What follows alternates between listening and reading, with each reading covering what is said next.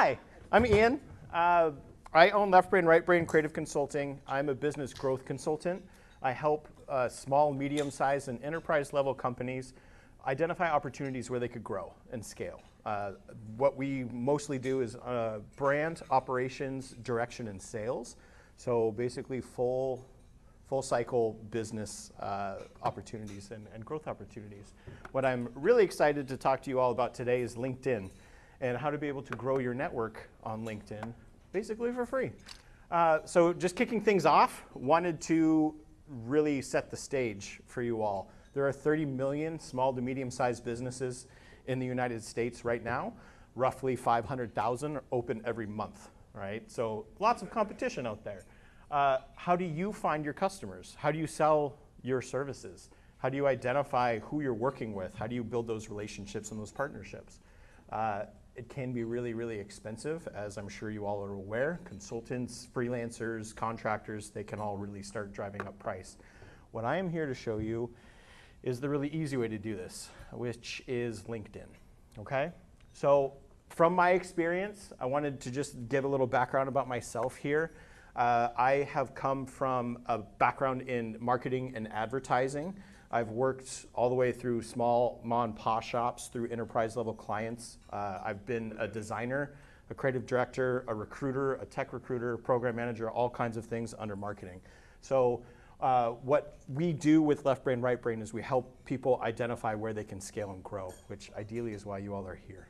So concerning the agenda of the presentation today, while you all eat delicious food, I want to talk to you about 6 things really quickly. So the first is going to be why LinkedIn, and then what's the deal with LinkedIn, well, what's the strategy of those pieces. So I'm going to pull up my notes here as well, just so that I can track along with you all. And then some of the more advanced pieces. I know that a lot of you probably know LinkedIn. Maybe some of you have business pages. I've talked to some of you about hiring through LinkedIn. All those things are great. I wanted to kind of basically throw a ton of information at you from 101 to like more advanced level stuff. There's going to be a break in the middle for questions. We'll keep it moving really quickly. And then at the end of, at about 1:45, we'll just open it up to open Q&A, where you can pepper me with questions. And then after we transition to networking, I will be around. So please come find me. Let's talk about LinkedIn and all kinds of other things, okay? And then when you all are full at the end, we'll talk about the algorithm and trend changes to help you fall asleep. So first, I want to discuss why LinkedIn, okay? So this is the 101 stuff. To me, it's one of the most valuable networks to be a part of. There's over 1 billion people that are on LinkedIn right now. 230 million are in the United States alone. Over half of those are on LinkedIn every day, 134 million people, which I think is a tremendous statistic. The members of LinkedIn also have 2 times the buying power of somebody on any other social media network. I think that's important to call out because the majority of people are decision makers on LinkedIn. So those are the people that can affect change and affect your services and hire you, right? So it's vitally important to understand that. And then one of the other metrics that I like talking about is that roughly 20% of all the businesses in the entire world are actually on LinkedIn. So there is a tremendous opportunity for you to stand out in your niche, in your field, okay? Why do your pages matter on LinkedIn? I'm talking about personal and professional pages, your business pages, okay? 96% of B2B marketers are on LinkedIn for organic growth, okay?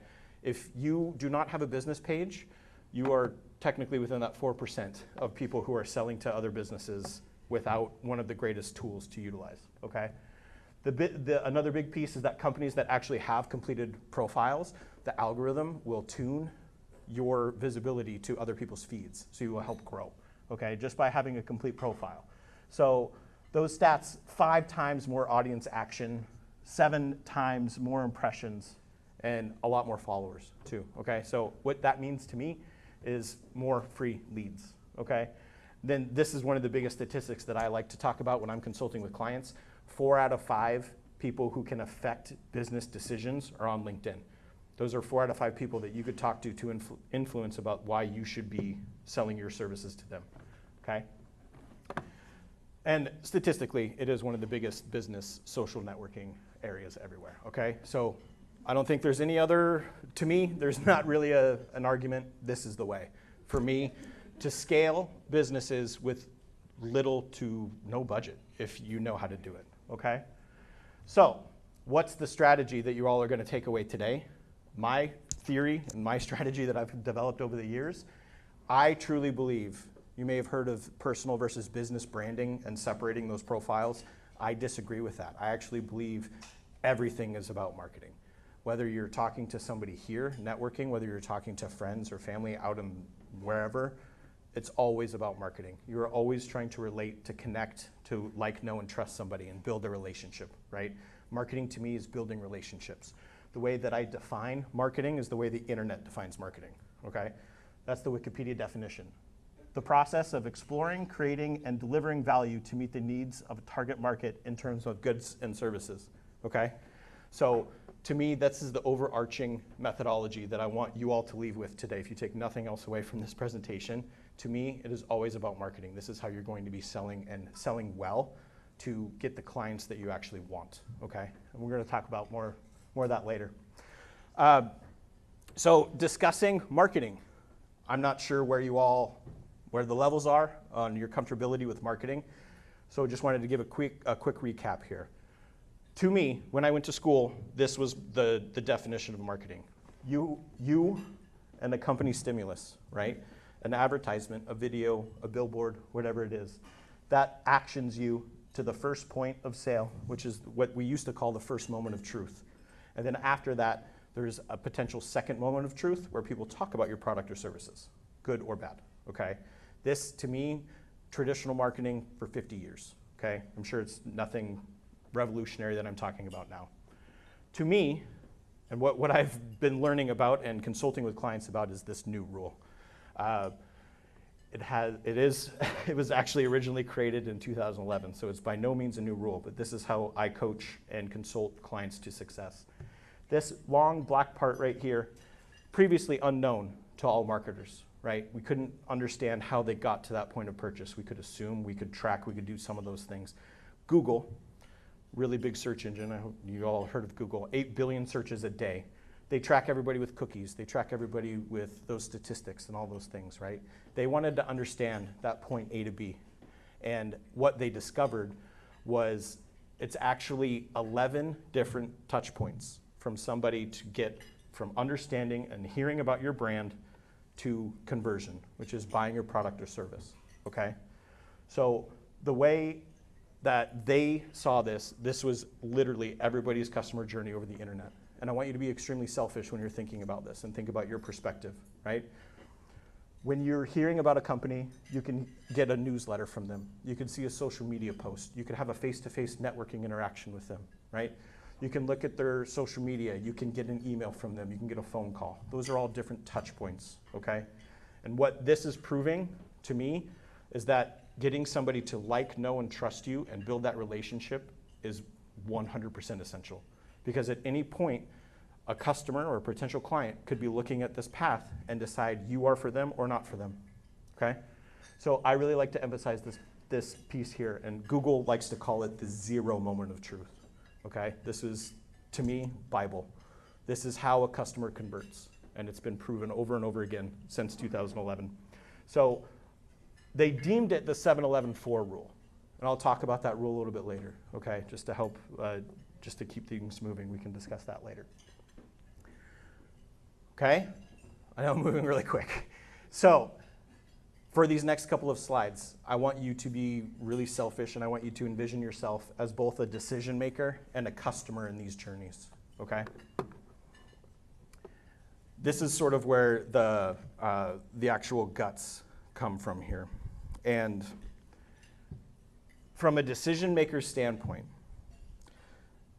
what I believe the biggest pieces are here break down into 3 different sections, okay? Sorry, I hate looking at the screen. Just give me one sec. So from a decision maker's standpoint, there are 3 different pieces because I created this model to think of simplicity when I'm thinking of clients, right? The first piece is to identify. That includes Thinking of yourself from a decision maker standpoint, identify why should they hire you? Why should they like you, right? What are your services? How do you show that you've done something to solve their problems, okay? I think establishing that piece in the beginning, identifying how can I trust, how can I feel something from you? How can I be better about what it is that I do is that first initial bucket that you're trying to solve, okay? And think about any interview session, any discovery call, any networking event, anything that you've ever gone to, okay? The second piece is about the research, okay? They're gonna ask similar questions to groups and to people in their circles to understand, are you valid? Are you an authority in your space? Because everybody's looking for social proof. We're not looking to work with middle tier people. We're looking to work with people that are gonna get the jobs done well so that we can be successful in our business. So from a decision maker standpoint, these are the questions that they're gonna be asking you. This information comes from thousands of people that I've talked to through the decision-making process, right? As a recruiter, as a tech recruiter who worked with hundreds of businesses, this is the pattern that I've identified through individual contributor, through decision maker, through C-suite, anybody who's gonna be making those decisions, okay? They want to be able to feel something. They're interviewing tons of people. They're talking with tons of people. We live in an ocean of noise, right? And to me, it's not that great. It's kind of toxic. So how are you going to be making them feel different? Surrounded by everybody who does the same thing as you. To me, it's a big piece about differentiation. And that's the third tier of this, right? Is to present and test your ideas. So what you're gonna be doing, what the decision maker is gonna be doing after they have these conversations with you, is they're going to look at your profiles. They're going to test your experience directly next to somebody else, right? And it sounds kind of cutthroat because it is. That's how these things work, right? How hiring and firing works if you've hired employees. So that's the overall framework from a decision maker standpoint, okay? From an audience's standpoint, great news, it's the same, right? So what you're gonna be doing is you're gonna be identifying it from an audience perspective. Why? And thinking about it selfishly from an audience perspective, or from a customer's perspective. Why should they believe in you specifically? What are you doing that's different than anybody else who's doing the same things? What can you do to develop that trust? Like, know, and trust, right? Trust is the ultimate goal when you're building relationships. How can you build that trust? That's what they're gonna be asking in that first piece, right? And then the second piece, similar to the decision makers, research, right? That customer, after they've identified your brand, they're gonna go out and they're gonna do those other 10 touch points that I was describing in that 7-11-4 rule, right? They're gonna go to your website, they're gonna go to your LinkedIn, they're gonna go to your social channels. If you have a Google My Business, they're gonna go look at those things. They're gonna look at your competitors. They're gonna look at all of the different things that you touch, because if they're going to be giving you money, they need to trust you, right? So they're gonna be looking at all of your different viewpoints, your reviews, your beliefs, right? They're trying to build that social proof to know they're making a confident decision in moving forward with you, okay? Which brings us to the third piece, the present and test, right? So from an audience's standpoint, think about it selfishly. Think about how you research products, right? You're on Facebook, you're on Instagram, you're bobbing around, you're trying to figure out what this brand does, what they say, why you should believe in them, right? REI, like Nike, all of those places have really great missions and brand structure because they get people to like, know, and trust them, okay? That's really the goal here. Really trying to drive that in, okay? So, how can you use this specifically, okay? Okay, we're doing good on time. This is how I believe I have helped a lot of people, a lot of clients, candidates, individual contributors, and businesses succeed through this, okay? And how to be seen on LinkedIn specifically, but can be extrapolated elsewhere as well, okay? Using the same principle to identify, which is what do you do? What are you best at doing in your field, right? And this is where it gets a little painful as well. When I'm doing workshops and things with people to understand what services they're providing, we have to provide differentiation because we are all swimming in an ocean of noise. To be seen, you have to elevate above the noise, right? So drilling down into this first piece is really essential to have a successful business. How can you solve somebody's problems, right? Your customers, what are they looking for? At the end of the day, they're not looking for event management. They're not looking for a live gig or anything like that. They are looking to be successful and for you to solve their problems, okay? So this is a piece of the mindset shift that I'm going to be talking a little bit about later. Thinking about how you can solve people's problems and owning that space naturally has this long tail of other pieces that come with it, including like you actually become an authority in your space by just proving you do what you do, right? And then you can establish your social proof and really grow from there. So asking these questions, I believe, is really important, especially that last one. Why do I need you? Selfishly think about this, because that's what every customer or person you're going to be approaching is going to be asking, okay? The second piece, developing some research, right? At the end of the day, I hope you're seeing a pattern. This is a really basic scientific methodology, right? We're presenting a hypothesis, we're going out and testing it, and then we're iterating on it to be more and more successful, okay? I hear myself with the boring, turning it into fun. Okay, so with the research, what do you call this, right? And again, this is something that I do in my workshops, right? If we're doing the same thing as everybody else, we're not going to be able to differentiate, right? We're just going to be a loud blur of the same, of sameness, right? So what can you do to differentiate? What do you call your services, right? What else do you sell? Who else sells these things? It's really important to establish your competitors and understand what it is that you're going to be doing to help differentiate from that, right? So how do you do it the same? What are your potential customers saying, right? And I recommend a lot going out and interviewing. If you have clients right now, just sitting them down when you're talking with them and say, hey, we're doing this for you. What else can we do? What other pain points do you have that you could see us providing for you, right? And if you become that problem solver, you're getting somebody to like, know, and trust you, they're not going to look anywhere else because they have confidence in you and trust in you, right? So those are a lot of the pieces that I would ask myself when I'm building products, when I'm building services to help get what is known at the very bottom here, which your value, right? At the end of the day, people are searching for value. They want value for themselves to make themselves better. Your job is to be their guide and guide them to success. So what is your MVP? A minimum viable product, right?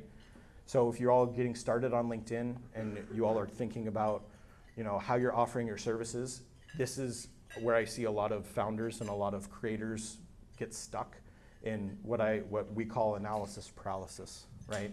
So it's people that have an idea, but then they're not quite sure where to go. They're not sure how to get out there. The MVP helps you avoid that and not stay in that pit hole that will suck all of the energy out from you and make you question everything, okay? So that's the research piece. Then the present and test section, okay? Selfishly for yourself. This is how you should be seen, right? Star stories. Has anybody heard of a star story before? Really famous interview tactic. We're going to talk about it a little bit later. I'd say case studies are by far your biggest metric that you could push for success here with future clients. You're building out a case study of what it is that you did to help that client and how you made them successful with actual metrics. That's the most powerful thing that you could give a potential client. Reviews, establishing social proof, right? So if you've done events, I would say going back to those clients and say, hey, I would love a testimonial from you. I know that this is really frowned upon. I've been a creative for pushing 20 years now. I know that there is a really big hesitation about doing work for cheap or free, but if you can put deliverables behind that work, that's how you build case studies, right? So if you're wondering how you can build case studies, how you can build testimonials, working with people to meet them where they are, and then knowing that you're going to get a very valuable deliverable after that, to me is a great way to get started. And I can talk about that for a very long time. Also, I believe support collateral, right? You all can post pictures of your events, you can post pictures, all that kind of stuff on your socials, and then what I believe is really great as well are blogs. If you all have websites, you should be blogging. It promotes SEO, it promotes your ranking on Google. There's no reason how it could hurt you. And to me, as I'm going to be talking about in the next couple of slides, and what I've been hinting at with the 7-11-4 rule, this will help you establish that social proof and that clout in your business, okay? So, There'll be questions here hopefully pretty soon. Okay, hope you so diving into the actual LinkedIn portion, okay? This is a personal profile. This is my personal profile here. I'm using it to show you that I drink my own Kool-Aid, okay? There are 4 big pieces, and I'm just gonna walk through the whole profile really quickly to give you an idea of how these pieces work, right? From a recruiter's standpoint, right? Working with Fortune 10 clients, this is how I look for candidates on LinkedIn, okay? If anybody doesn't have a headshot, I'm sorry, it's an automatic out. It's super low bar these days. It's really easy to do. Get a good headshot, okay? Likely with teeth, there's statistics about how teeth actually will boost your visibility and things like that, which is unique, but the second piece is a related background image, right? So if you own a business, you absolutely should have your logo on the background. You should have what it is that you do on the background. What I'm going to be talking about is developing a long train of consistent value-driven content, right? So when I have people that are approaching me, they're going to recognize the lightning bolt.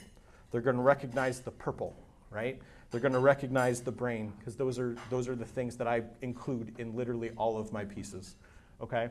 And then the other piece, the third piece that I think is kind of an underrated skill set that I don't think a lot of people are utilizing right now on LinkedIn is a catchy headline.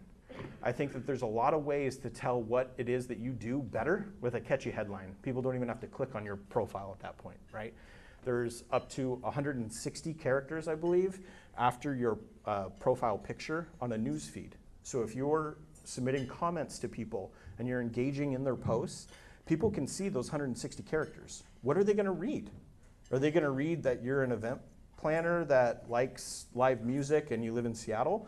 Or can you look and highlight other pieces of your profile that you think are going to be better, right? So helping people understand that right away. And actually what I think it is a marketing hook, right? The more creative and the more engaging you can be on a headline gets people to click on your profile, which leads to more visibility, right? And then the fourth piece is creator mode. That is actually, I read this morning, going away. So you all, I believe, may have creator mode already active right now. We're going to be talking about that a little bit later. These are absolutely ways that you can boost your profile today, okay? The second piece, if you have a business, right, your business page should be synchronous to your profile page, your personal profile page. If it is not, you're creating confusion to your clients, okay? So having the similar things, right? You have a clear profile picture that displays your brand, the background that displays the other pieces that echo your personal page, and the catchy headline, okay? So that's synchronicity in your personal page, or your personal and business pages. Working down the list on your profile here, if you just if you envision your profile on LinkedIn, this is what it's going to look like, okay? So your personal page. This is creator mode, and this to me is one of the most powerful tools on LinkedIn right now. They are, I believe they're removing it. They had said they were removing it in March. I don't know if you can still turn this on or if it just comes with your profile now. I know that I believe what they're going to start doing, and we're already seeing this, creators are being dinged really heavily with creator mode, and now with I think you have to hit a certain threshold of followers or something before you can turn on these analytics. It's worth researching. If you can turn on creator mode, please do it. This is one of the greatest ways to start tracking everything that you need to pay attention to if you're going to take marketing seriously. It includes all of the pieces that you're going to need, including what is resonating with your audience on your posts, right? You can get into the analytics piece of this and understand who is looking at my profile. Are they C-suite? Are they individual contributors? Are they a certain type of business? All of those pieces are vital for you to understand who you're touching and who you're resonating with in your reach, okay? And then there's also additional pieces that really, really help, including LinkedIn Live and those creator tools that are down there below that'll just help you get the word out about your business, okay? So in the scrolling right down, right below that is going to be the About section. I don't know if any of you are creative copywriters. I am not. I hate writing. I actually used ChatGPT to create my About page. Okay, I'm not bashful about that. I think AI is a great tool. To me, I would never be able to write an about section like that. But what I did was I went online, I found an article, found a prompt to use my resume and to give me 6 reasons why my target audience would think I'm the best reason and best candidate for them to choose. And then it gave me 6 reasons. You can see down in the corner, or excuse me, that's not right. It's the next slide, excuse me. This is literally the prompt that I used to write my about page. So if you're feeling imposter syndrome, you're feeling those things, just try to take it to AI and get something out, okay? That's one of the things that I push clients to a lot. Get something out, and you can iterate on it later. The majority of people aren't really gonna notice and see things, so just push it out, okay? Yeah, so lots of tools and resources there. The next piece. So this is just down below the about section, right? You turn on creator mode, you get this featured section, okay? This is where you can brag. To me, I think it's really high on the profile. They're highlighting it high on your profile for a very specific reason. This is where you can highlight your posts, reviews, recommendations, all those things that can help generate social proof. Because if you're a recruiter or you're a decision maker, you're scrolling down a profile and these are the things that you're catching, all right? You have statistically, you have about 8 seconds for somebody to convince them that you are the right fit for their job. That is a recruiter metric. How are you gonna spend those 8 seconds? That's one of my favorite questions to pose to clients. How are you gonna give your information in 8 seconds to that person to make them think that you are an authority in your space? So feature all of the things that you think work really well, okay? Right below that, if you're a business, there's a really great section that you could add called services, where you can get quotes, you can build interest, you can build certain things that are gonna help you push your brand. I truly believe, again, talking about the 7-Eleven 4, we're creating a long list of ways for people to interact with you, right? So they could jump on board, they could jump off at any point in this piece, okay? So I'm gonna start skipping because I know that I'm running a little behind. So, the STAR methodology. This is one of my favorite things to talk about. And right before this was the experience section. As you're just thinking about your experiences and you're describing it as what you do for clients, I really like to utilize the STAR methodology. Quick 4 bullet points about the situation, the task, the action, and the result, right? 1 sentence, situation, 1 sentence is the task. And that way you can create that if somebody is going to consume this and you have those 10 seconds and they give you an extra couple of seconds, very, very valuable to get the pieces out there right away. They're gonna make you stand out from everybody else, right? So talk about the problem, talk about how you came in and fixed it, talk about the results. Those things are gold to decision makers and to recruiters, okay? Really easy to Google, STAR methodology, really famous interviewing tactic. I highly recommend it for talking about all your projects. Again, creating synchronicity, right? This is one of the biggest things to me that I see from a decision maker or anybody who's looking at candidates. I've had all STAR candidates get knocked out of the running simply because they're not synchronous between profiles. Your resume should be your social, should be your LinkedIn, should be everything, right? So everything is synchronous. You're not letting anybody ask any questions that they can't be answered through your website, okay? Okay, sorry, I know I'm really moving. More important pieces, this is the skills section. To me, this is one of the biggest pieces of a LinkedIn profile. I like to consider them SEO, right? LinkedIn is a ridiculously popular platform. Everybody's using this, as I've hopefully described to you all. To me, the skills section is going to be one of the most important pieces in your profile because this is what directly recruiters are going to be looking for. Can you be collaborative? Can you lead a team? Can you do disciplinary actions? Can you do all those things? These are all skills that people, like when you go to apply to a job, you will see these skills pop up and you will see how many relevant skills you have compared to everybody else, right? Skills are vitally important for the selection process in LinkedIn specifically. And then what you can also do is you can attach them to different projects, different experiences and things like that to further validate your social proof and further validate that you are an authority in your space, okay? Other pieces in that include certifications, volunteer projects, those kinds of pieces too, right? Again, really driving it home, I want to be crystal clear. Social proof is a really big piece of what you all do, right? Building those relationships, building the trust that you can solve people's problems. How are you going to do that without social proof? These recommendations on your LinkedIn, I promise you, people look at these, right?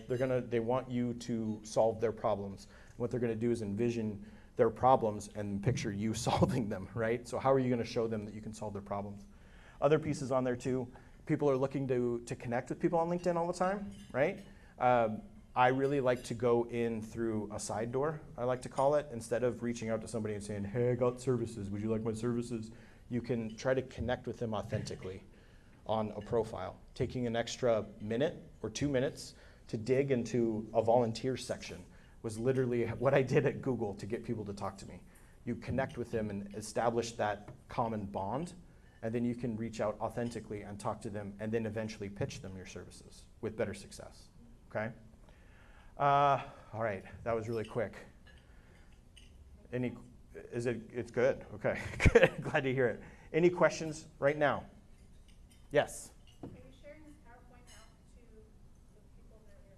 That's a great question. Yes, my lovely videographer, Tim back here, we're going to be putting this on YouTube as well, and then at the end I'm going to share a QR code that has a link to my blog where this will be posted next week. Okay, so great question. I see a lot of phones. I apologize, I should have said that at the beginning. Yeah, okay, any other questions? Keep it, yes, sorry. Yeah, please. Do you think it's necessary to get a premium LinkedIn subscription or just keep it free? Great question, yeah. So this is, I think LinkedIn is becoming a pay-to-play service. Premium, I personally believe it is worth it, especially if you're hiring and you're doing things to expand your brand. There are things that will give you access that you're not going to be able to get through a regular profile. That being said, you could also get like LinkedIn Recruiter and like all sorts of like really high up subscription services. I would say it's a case-by-case basis. Premium to me indicates that you're a professional in the workspace and you probably should think about it for sure. But it also comes down to budget and need too, so. Yes? Yes, you mentioned the creator mode was going to possibly be disappearing. Did they give a reason for that? They had said that their feedback from the community was so great that they're just giving it to everybody. I'm not quite sure what that means. I think they're going to gate it. If to be completely transparent with you all, I think that if you don't have the followers, you don't have the audience yet, they're going to gate it so that it'll be locked until you reach a certain threshold. Which is why I'm saying if you see it on your profile, go turn it on now. It's your grandfathered in at that point. So yeah, that's a great question. Yes? What's a big no-no that you see or something keep off? Oh, I love it. No for LinkedIn posting in general, or? Yeah. Oh, I'm going to bookmark that one because I'm going to be talking about that a little bit later. I love that question. Yeah. Yes. In the back? Hi, I think it was the previous slide.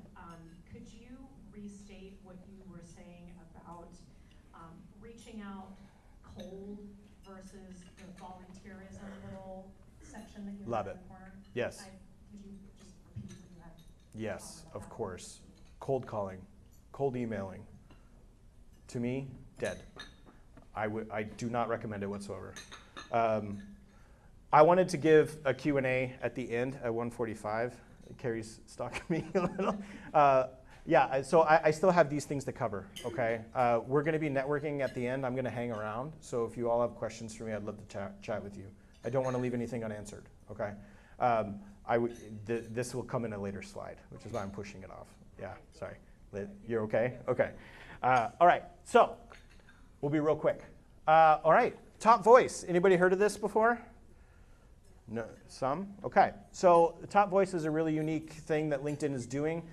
Creator Mode helped me get a Top Voice badge, and then just understanding how it worked, right?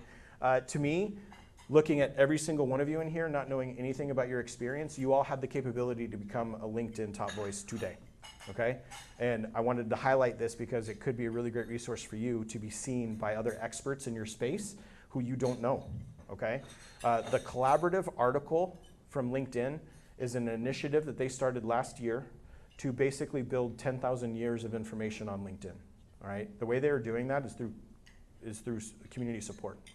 What you can do is you can get this little badge up here that shows everybody that you are an authority in your space according to LinkedIn, right? So that's pretty great social proof.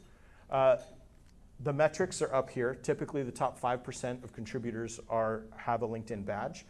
This program is so very new right now. I'm bringing it up to all of you because you all could be in that top 5 right now, just based on what I've done. And my initial research of your skill sets in this room, it is highly possible. The way that they consider you for you to be a top voice is you're answering collaborative articles that are written by AI, all right? So that's what those things are, yeah. So LinkedIn created this big database, basically, had all of these topics written by AI that are the bones, the outline. You could go in and you could make personal, relatable stories and comments. You do that 3 times on one specific subject. If LinkedIn deems you qualified enough, you get a top voice badge, okay? So to me, it's their carrot hanging in front of you all to go get a badge, and it's their information that they get to compile and then put out as Bible for their people and for LinkedIn Learning and all those things. It's a win-win. I'd say you all should try to just see what it's about, right? Yeah, so personal examples, unique perspectives, and professional opinions. You all have those, right? Super easy to obtain. How to do it, right? Wanted to show you all this. Number 1, do everything I say, right? I think that's one of the big ones. Number 2 is stay informed on your niche, on your knowledge, and your people around you, okay? And then contribute and follow the energy. These are all messages from LinkedIn telling me that I should be a top LinkedIn voice. So that's what I mean by follow the energy. These will start popping up on your profile, right? Like suggested for you, private to you, so nobody sees any of these things, but they try to nudge you and push you to be an expert in your field. So follow the energy, okay? How to contribute.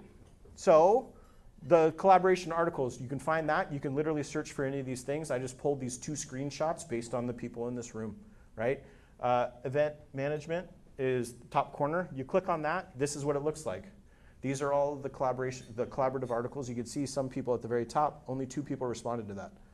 To me, this is how you get a top LinkedIn voice badge. You go in, you contribute, giving the personal stories, giving the knowledge to them. LinkedIn deems you good enough, you get a top voice badge, okay? So how to curate an audience. This is a big one too, right? This is how I took my consultancy from chasing clients with sales and advertising to referral only, all right? This is how I teach people and clients how to create an audience, all right? You're gonna start by creating a social content calendar. To me, that it doesn't matter what social content calendar, or excuse me, what social platform you're gonna be targeting. To me, it's all the same. The strategy is the same. What you're gonna do is define a list of topics to discuss, a bunch, right? That's relevant to your audience. You're gonna time block for an hour a day, writing that content out. And then you're going to include personal stories, those kinds of things if you feel comfortable with it, obviously. You're gonna post 3 times a week, and then you're gonna evaluate, iterate, and evolve based on your creator mode metrics, right? You can see what post resonates with your groups, okay? You're gonna start with the 80-20 rule, which is 80% value-driven work to provide value to your potential clients and your audience. 20% is family and sales, right? So you're not being sneaky about it. You're being authentic about your experience and your space, and what Gary Vaynerchuk calls jab, jab, jab, right hook, right? You're giving value, then you come in with the ask. That, to me, is the way. That's how you establish social proof and become an authority in your space, okay? The new rule, I know I'm a little bit over. This is the 7-11-4 rule. This is how it goes. The average consumer consumes 7 hours of content before they make a buying decision, all right? Seems like a lot, it's not. We have supercomputers in our pockets now. That's actually not that hard at all, right? And then over 11 different touch points. I intentionally ran it over because it is literally evergreen. Face-to-face, always the best way to establish that social proof. Following those pieces is your content, right? So I think about blogs, think about support collateral, think about guides, emails, literally social, all kinds of things can help you with that, okay? Not sure where to start? I'd use AI. This is the beta version of this. I'm not even sure if this is out to everybody, but if you scroll LinkedIn, you may be able to see this view. That little diamond, yellow diamond down there, this to me is LinkedIn nudging all of us to engage with each other authentically, okay? Even if you know nothing about the post, it will use AI to summarize what you think you should talk about in that post. And you click on that button. I thought this was really interesting. You click on that button. That's my wife on the right, Maggie Allen. We were tagged in a post together on LinkedIn, and it said, would you like to learn more about Maggie Allen?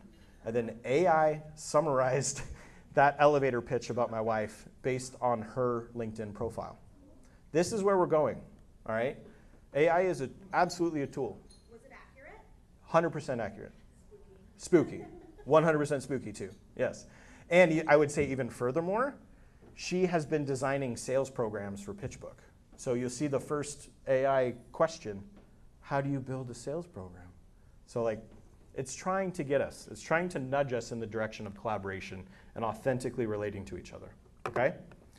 That was LinkedIn's AI. You don't know how to use AI for LinkedIn? Google it, super easy. We live in a beautiful world of free information these days and education. You have to know where to look, but I just typed in, small business, ChatGPT hacks. There's thousands and thousands of pages for this. Everybody's trying to do it right now. To me, AI is a tool. You should be utilizing it, at least for the bones, right? You need to make it authentic in yourself, but the bones and the structure should be there through AI. Algorithm stuff, pretty boring. Valuing authentic relationships is the main key takeaway from here, okay? Engage authentically, build your audience through creator mode, through giving expert advice and meaningful interactions. LinkedIn's algorithm is prioritizing these conversations, all right? You will succeed if you stick to those. Algorithm changes in 2023. I thought this was really fascinating as a creator who's been around for a minute. I got really frustrated, particularly in the March area, and then also towards the end. I realized it was because they're tweaking their algorithm to throttle creators. And their drops in impressions and all of those things compared to a year ago has significantly been dropped. Highlighting, again, what LinkedIn is trying to do. They're trying to get you to build professionally and network professionally, right? They're doing all kinds of things like this, and this was a great example of that. It's not as easy to get followers. It's not as easy to get reach now, right? They want you to play the game, okay? All right, so the mindset shift. I have like one more slide. So the mindset shift that I think is really, really, really important for all of you. Know that you're playing the infinite game, all right? This is, nothing about this is short term, all right? A relationship that you make today could literally affect you 7 years from now. That has been my experience. So always think about where you're going to talk, who you're going to talk to, all of those things all the time, all right? And one of the biggest pieces that I focus on with building audiences is give value, right? There should be nothing on your mind when you're trying to talk to a client or prospect other than value. Value, value, value, value, right? Thinking about that in a different way, your goal should be guiding somebody to success. You are the guide to their story, all right? You're Yoda, they're Luke. You're always trying to provide value to them. And then what I've found through my experience in this is that it actually drives the meaningful actions that you're looking for. You get to find the clients that you want to work with. You get to shed the ones you don't want to work with. You develop an audience that resonates with your work, which means it doesn't become work anymore. It's relationships. And that's the big key here. From my perspective, that's how I built this success, okay? Above everything else, no pitch slapping. We're talking about cold reach outs. Cold email, cold calling, dead. Please don't do it. It's an oversaturated, toxic ocean of noise. As a business owner, I'm sure you all can relate. I get 5 to 10 of these a week where people will connect with me, not know anything about me, and pitch slap me. They will pitch me without asking another question, right? That is not relevant to anybody anymore. Please don't do it, right? It is strictly a numbers game, and if you want to play those numbers, you have a 1 to 2% chance of return. Those odds aren't good for me. I'd much rather give value and give impact to people, educate people, and show them the resources that I use to be better in my field, right? That's how you all can succeed today. Pitch slapping is something that's been around 30 years. It's gotten way worse with AI and pushy salespeople. I just avoided all of it. And that way, it's the easiest way to differentiate, right? If everybody's doing this, you find your value, you find your MVP, and all you have to do is talk about that. And then you're already doing something different that nobody else is doing, right? So that's a really great mindset shift that I'd love for you all to think about. Some references when I post this, there's articles that I was pulling from in here. I wanted to give you all access to those. If you look at my blog, you'll be able to see those. That's it. Okay? Thank you. Thank you. Questions? Yes, Liz. You said blogs. Mm-hmm. So I've noted, we mostly post on Instagram, I'll say that. You're convincing me, even though I don't want to be convinced. But what I've noticed is no one reads the captions. Mm-hmm. They only look at the pictures. Mm-hmm. And so you're telling me to write, I spent an hour writing a post last week, and no one read the caption. Mm-hmm. What do you do to get people to read a blog? Like, that takes way more time. That's a great question. What are you writing about? Events, fundraising, design. Sorry. Event planning, fundraising, and design. Okay. You're providing value to people in these situations? Yeah, for our clients. I mean, that particular post was about fundraising. We had an event that made 10 times as much money in Lovely. 8 years. I Lovely. posted about it. I wrote the top 6 things we think you do to increase your fundraising. I highly doubt anyone read it. Okay, awesome. But I think the issue is that you have to put the points in the photos or in the video to get people to actually engage with it, right? So my question is, like, if I'm gonna do, like, this is a talk I could give, right? Like, this is an hour-long talk I could give, but we tried to summarize it in 6 bullet points. Love it. So a blog post would be far more of that. But if no one reads 6 points, why would you put the time into making a blog? I love it. It's a great question. My question to you, that lives in a post, correct? Mm-hmm. Does it exist anywhere else? No, Okay. in my head. In your head. Great. It exists in an application for a talk that I might do. Love it. No, that's great. So to me, we're looking at it from a different perspective, right? And to me, you're telling a story through a vehicle. I wouldn't tell my story through something that can disappear, right? So to me, what I was learning when I was working with enterprise clients is we would try to get subject matter experts to binge our content, right? And this is B2B, you all are B2B, I imagine, right? So what we did was we built a gigantic database that answers all kinds of questions, right? And then you create backlinking within that blog, right? So that people can click, you can just mention like, yeah, we had somebody talk about this and, you know, for a different topic or whatever. You can backlink that to a different blog. That backlinking is one of the greatest ways to increase your SEO, right? So what I'm thinking about is vehicles, right? Social media, that post is gonna go away. You can take that blog post, you can share it through an application like Sprinklr or Hootsuite or something like that. Disperse it through all of your channels. And that way, it lives forever in your blog. People wanna read it, you can see those metrics kick over of how many people read it. So when you say nobody read it, well, there were like 10 people in here that did, But also, if you host that within a blog, then you can have those metrics to pull back on and to say, look, nobody's reading our blog. Or, more likely, I have 100 people that clicked on this. The read-through rate was over a minute. That's retention, right? That way you can start gleaning additional data points to modify your posts, right? And I was mentioning the long tail, the long train of content, right? To me, setting up a database where people can binge is the smartest thing to do, because then if you don't talk about it for 6 months, you can repost it in a different way, right? You can edit different bullet points, you can do different things. It makes it easier for you to post, you can track, and then you can evolve too, instead of it just disappearing in a social feed. And I absolutely relate to you, getting frustrated that nobody's reading it and thinking that you're doing nothing, right? That's a very popular emotional trait that people have when they're posting about social media. The problem is, what I talked about in the mindset shift, you have to feed the beast, I call it, which is feeding the algorithm.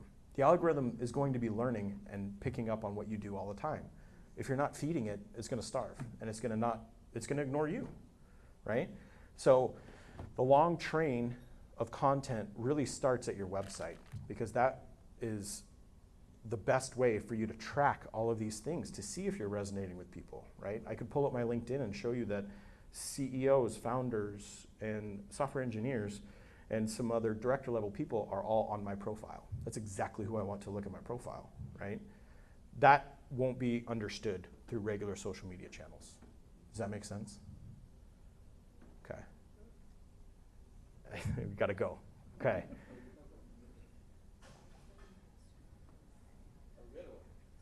Are we're okay to continue a little bit? One more question, and I'm gonna be around, so if anybody wants to talk to me. All right, so I know that she mentioned Instagram. Yeah. How are we leveraging, right? Because we spend all this time kind of curating our Instagrams and our TikToks to make sure those are like top notch and we're getting all these followers, right? So how are we leveraging that to transfer over to LinkedIn? It's a different client, right? Totally different client. Absolutely. But as well, some of those people want to see, okay, well, let me see the actual work that you're doing. So now let me go from LinkedIn to Instagram. So how are we leveraging those two? Absolutely, that's a great question. So there's different use cases for each platform, right? And to me, what I really resonated with when I would go viral and things like that is it's never what you expect, right? I called it it's a well-known thing, but throwing spaghetti at the wall, right? Like, you don't know what's going to go viral. Similarly, you don't know what's going to catch your audience, right? So for me, I have always had the mentality: create all your social channels, create a process that will get you to allow you to post through all of the social channels without you being repetitive about it, so that you're saving time, and then post them everywhere. So that if somebody looks at something on Instagram and then looks at something on LinkedIn, those likely are two different posts, because they're different algorithms, right? They're pushing information all the time in different ways. So to me, you curate your bubble, right? Your social bubble that you're talking about, and then you feed your bubble. You feed the beast, all those pieces. But I'd post everywhere.